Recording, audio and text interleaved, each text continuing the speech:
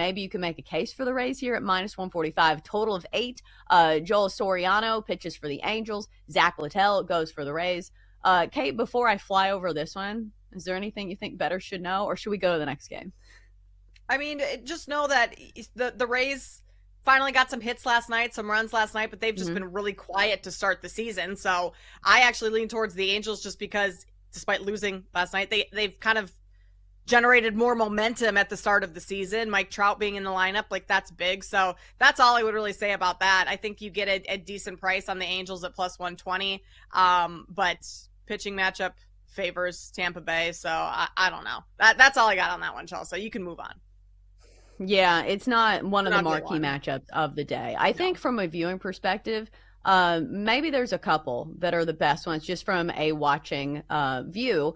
Blue Jays Red Sox. I'm interested to see how Walker Buehler fares today. One of the big, well, not their biggest offseason acquisition. That would probably be Alex Bregman for the Red Sox. But a big one to their rotation. Walker Buehler has been hit or miss a little bit for the Red Sox so far this season. Mostly misses. Gave up 5 earned runs to St. Louis in his last start. Gave up 4 earned runs to the Rangers in his first start. But I will say this, it should be an easier hitting matchup going against the Blue Jays, who have been in a power outage. Like, we've heard a lot about Vladdy Jr. not hitting that many home runs, but in general, the Blue Jays have some of the fewest home runs of any team in all of Major League Baseball. I'm trying to pull up the stats right now. Yeah, the Dodgers have 28 home runs. The Blue Jays have a total of 6 home runs. They are dead last in the majors. A power outage for Toronto. So I think for me, Chris Bassett's a good pitcher. I believe he's going today for the Blue Jays, but I would lean towards the Red Sox simply because I feel like it can depend on their bats a little more. Or you say, hey, it's a total of 9 runs. You think both these pitchers are going to give up some runs here.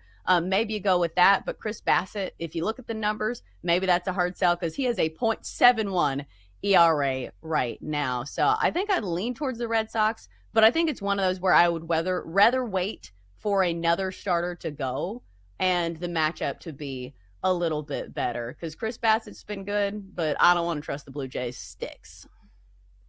Yeah, the Blue Jays hitting has been god awful, and I just keep waiting Mm-hmm. for Vlad Guerrero Jr. to hit a home run. Like, he doesn't Mm-hmm. have a single one on the season. You can get his home run prop for plus 600 right now, which is crazy for Hmm. a player of his caliber. But like, that's how quiet the bats have been for the Blue Jays. But Chelsea, at what point do you just start betting him to hit a home run, knowing it's eventually going to come, right? And cash at that price versus waiting for it to happen, and then that price is going down and you're looking at something more like 450. Even if you bet it a couple days in a row, like, he might come out on top in something like that, but I feel like he just has to hit one at some point. It's crazy that we're this far into the season and he doesn't have a single home run. I mean, he will eventually, but am I going to bet it every day until he does? No, I'm not going to. So I feel like it's just one of those things you stay away from. And maybe once he hits his first, maybe then that's when everything comes back because that's kind of how baseball is. It's very streaky. We see guys go in slumps all the time. Like, it's very easy to point at guys and say, hey, this guy sucks because he's 0 for 12 in his last 12 at bats. Even the best players in Major League Baseball go through slumps. We've seen Aaron Yeah. Judge do this multiple times.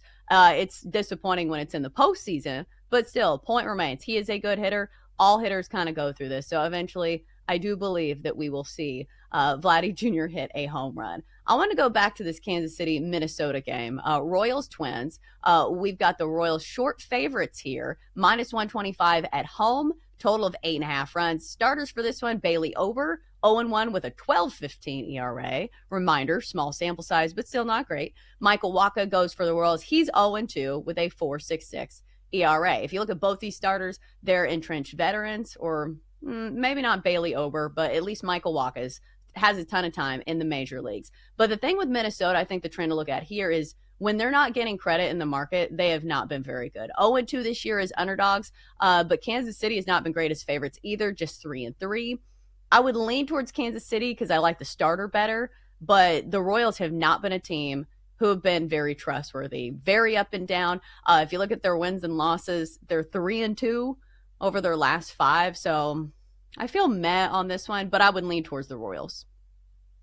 I lean towards the Royals as well. I also lean towards some Bobby Witt Jr. props. I think you could look at over 1.5 total bases for him. Potentially over 1.5 hits. You'd get some plus money there, but I like the total bases better.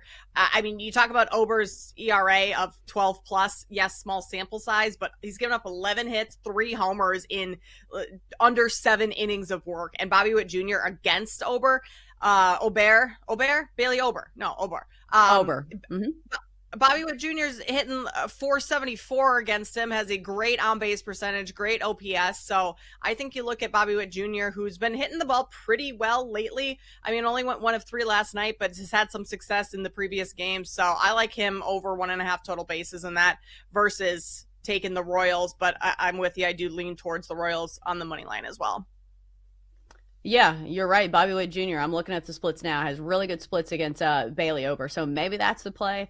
Or you just take the Royals and hope the Bats do enough to get the win for Kansas City. All right, so I know you didn't handicap this one, but I do want to talk about it just a little bit because I do think it's a good matchup. Phillies and Braves. Braves minus 135, favorites at home here against the Phillies. Total of 7.5 runs. Jesus Luzardo goes for Atlanta. He's 2-0 with a 1.50 ERA.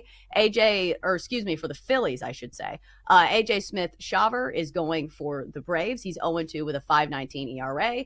The Phillies have burned me once because I said to myself, why are the Phillies dogs in the first game? And it was Chris Sale who was pitching, and I lost that bet. It was by 1 run, but both these games so far have been close. Last night, the Phillies won at 4-3. So, Kate, I'm trying to talk myself out of the Phillies at plus money once again, but I don't know. I mean, I don't know if I can do it. The Phillies are the better overall team.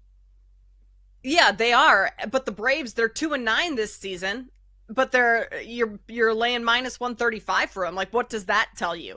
The Braves have stunk right to start the year, and they're still favorites, and not even just like a minus 110 or a pick'em type favorite. They're minus 135, so you're paying a little bit of juice to back the Braves. That scares me if you're taking the Phillies, just because that line seems a little fishy in terms of the success that the Braves have had this year, and them being somewhat of a heavy-ish favorite at home.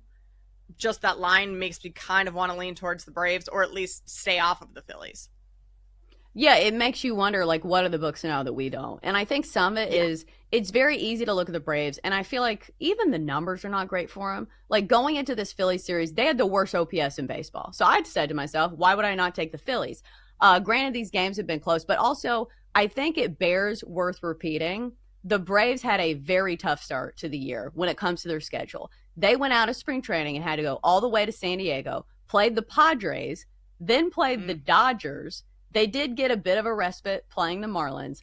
But still, when you start the season against 2 of the best teams in Major League Baseball, like, what do you expect to happen? Like, the Padres are the first team to 10 wins in baseball, and the Dodgers are the Dodgers.